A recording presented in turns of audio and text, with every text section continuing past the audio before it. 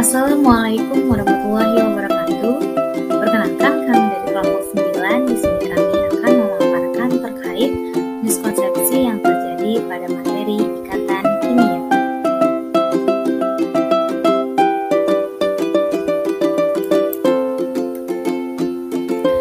Nah, di sini terdapat anggota kelompok dari kelompok 9, yaitu Gusti, Salsa, Rimai, Fiska, Cici, dan Husnu. Berikut tugas-tugas kami.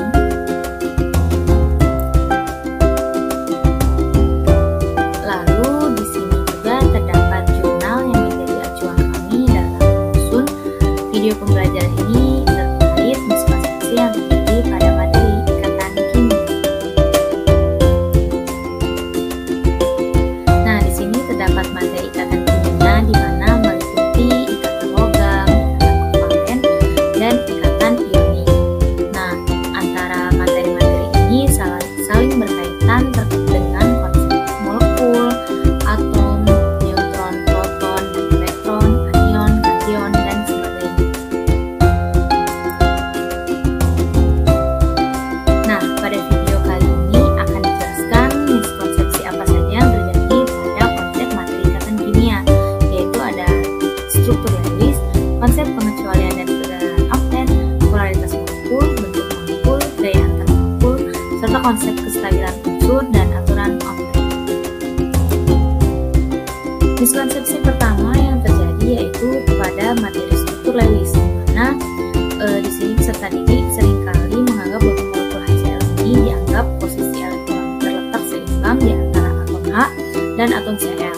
Anggapan ini bisa muncul dikarenakan kebiasaan.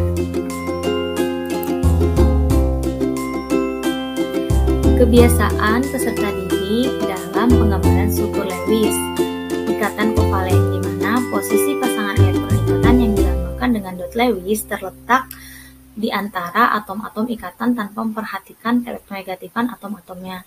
Seringkali juga struktur Lewis ini dianggap melambangkan nomor atom dari suatu unsur.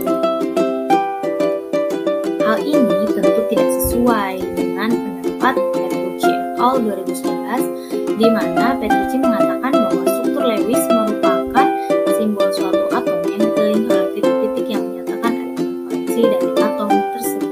Konsepsi yang terjadi selanjutnya yaitu pada konsep kestabilan unsur dan aturan oktet, di mana miskonsepsi ini terjadi pada unsur gas mulia yang dianggap bahwa unsur gas mulia mudah berikatan dengan unsur lain dan cenderung reaktif untuk berikatan membentuk senyawa.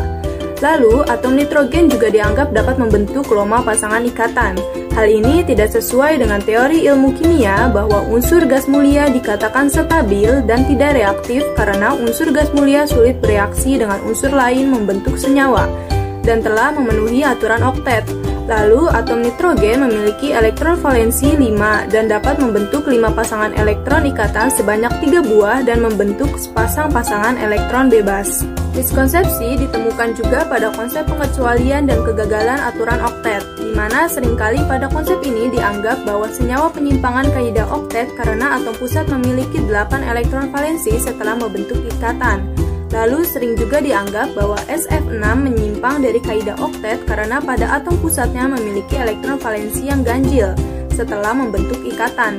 Tentu konsep-konsep ini tidak sesuai karena pada teori ilmu kimia, pengecualian aturan oktet terjadi pada senyawa yang atomnya tidak memiliki 8 elektron valensi setelah membentuk ikatan.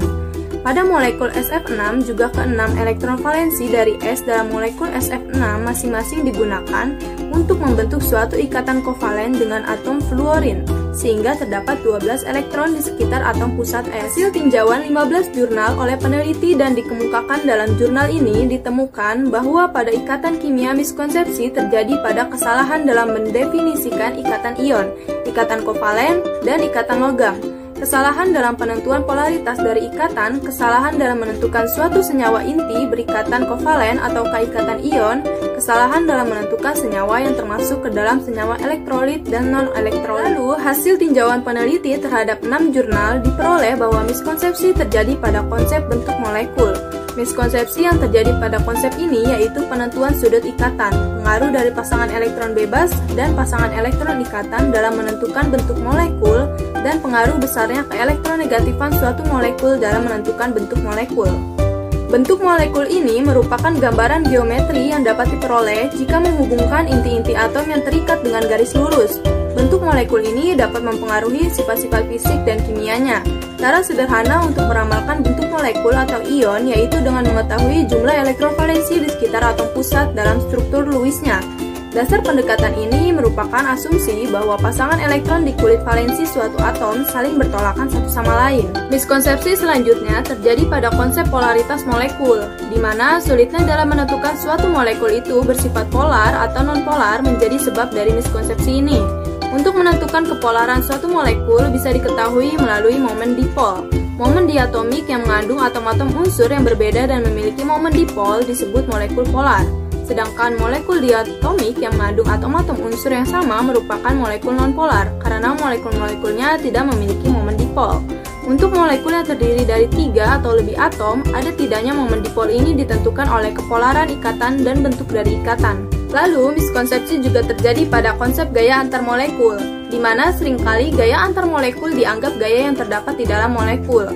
Padahal menurut Chang tahun 2005, gaya antar molekul ini merupakan gaya tarik di antara molekul-molekul yang berperan dalam perilaku gas non-ideal.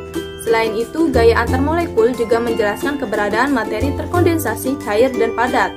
Gaya antar molekul terjadi antar molekul polar, antar ion, dan molekul polar, dan juga antar molekul polar.